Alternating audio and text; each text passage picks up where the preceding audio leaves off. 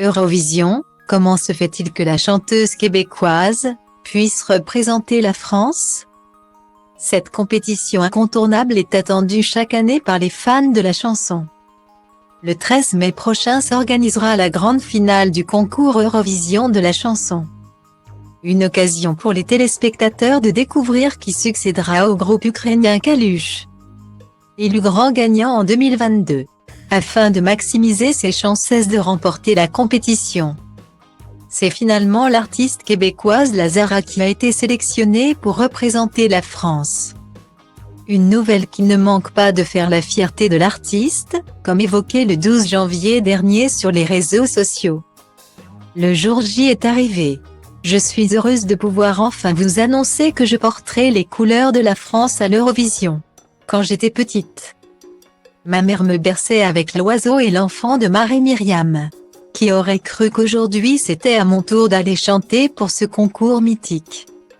A-t-elle déclaré sur Instagram. Sur la toile, la fameuse annonce a fait réagir de nombreux internautes.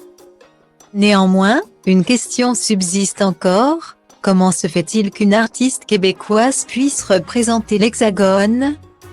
Bien que rare, ce n'est pas la première fois qu'une artiste étrangère représente la France au concours Eurovision de la chanson.